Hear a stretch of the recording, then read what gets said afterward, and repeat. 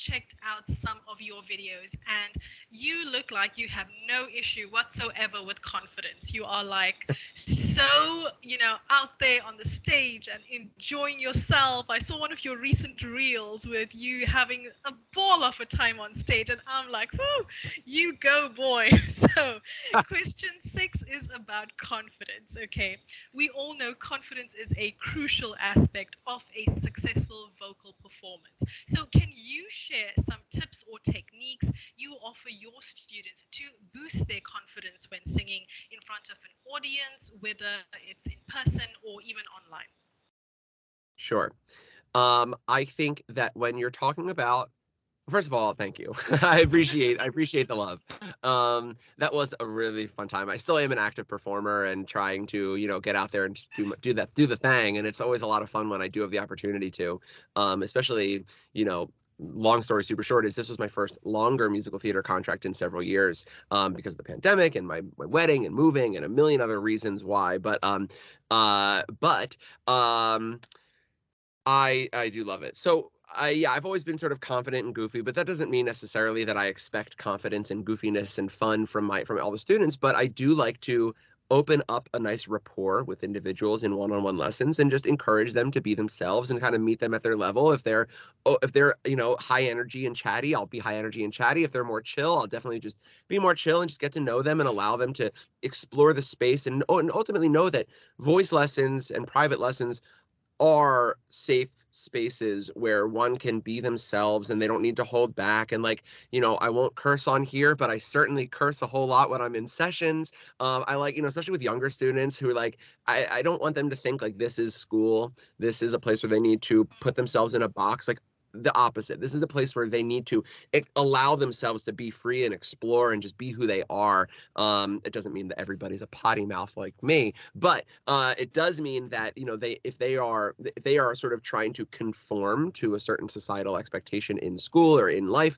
that this is a place where they don't have to conform, but rather they can be their own actual human self and bring that human self into their music. I think that in terms of the actual expression of physicality and emotion and technicality and just allowing themselves to sort of play around with things and being able to take what they're already doing and hone in those skills to be able to be within themselves is always super fun and important. I think that bringing in bits of themselves into the text and story of the songs themselves is immensely important. And if they don't feel like they can be themselves or be free to speak freely, then asking them to sing or tell stories through song is farcical because they end up being like, how can they tell a story if they can't tell their own story?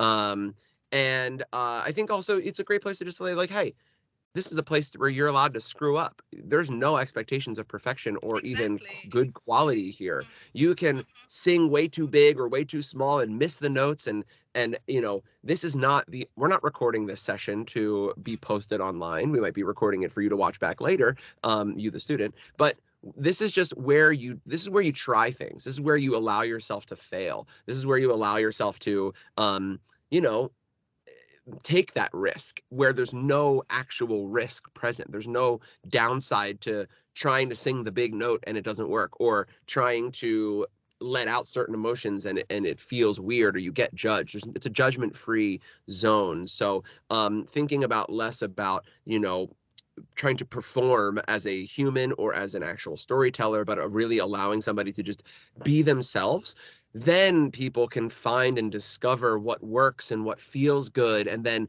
they find themselves building that natural confidence just by seeing that, hey, I had a lot of fun being a human and being myself and not putting all the self-judgment on me. And now I can go out and be myself more so in life, or also, of course, when performing, especially when they find, wait, when I'm letting it all out there and I'm not judging myself and I'm just being myself as I go out there, they'd find that the actual quality of performance is so much better that that it really just does, like you said, it just instills natural confidence from allowing this sort of place of openness. I absolutely love that approach. And I think it's so important, when my students would come in as well, to make them feel like it's a safe space, because that way, knowing that there's no judgment, they feel okay to make mistakes. And I mean, let's be honest, when we are singing, when we're practicing, and making all these funny sounds we have to make in vocal training. We need to feel kind of like okay to make those sounds and okay to mess up, not sort of feel like shy and embarrassed. When students come in, like 99% of them are always just so shy to make a weird noise in front of me. And so, like some vocal exercises where you, for example, you grunt like a gorilla. It sounds ridiculous, but Sure. what I'll do is like I'll try and do the exercises first and like do them more pronounced, so the student is like, hey, okay, I can kind of let loose here.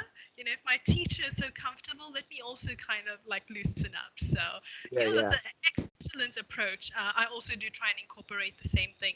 I also find that confidence is really built through practice and that positive reinforcement. So I'll encourage students to also perform in front of a mirror or to Hmm. record themselves, like just for themselves to hear, just to gain that kind of like self assurance. Visualization techniques as well work great. So, deep breathing exercises, that positive self talk, all of those I find play a key role in boosting that confidence. And it's not something all woo woo, when people think, oh, visualization. I mean, I think it's so important to really believe in yourself, and you've got to see that sort of in your mind's eye. Like, if you're scared to go on stage, for example, like see yourself on the stage and performing well and people clapping for you. It just, I feel, gives you such a boost of confidence. Whereas compared to if you did the opposite and you're like afraid, thinking, oh, I'm gonna, sing terribly and people are gonna laugh at me. I mean, it just doesn't help anything. So I try and also encourage students to do some of those exercises, like, see yourself successful, and it can just, it makes such a world of difference to your performances, to your confidence, to everything. Yeah, I fully agree. I totally agree with that. And I think that's a really wonderful thing that you encourage your students to do. I think that those skills are hard to put in, but when you yourself emulate the silliness and then you yourself suggest some of the things that you suggested, encouraging them to basically pre-perform to then allow themselves to get that best performance quality out there is so beautiful.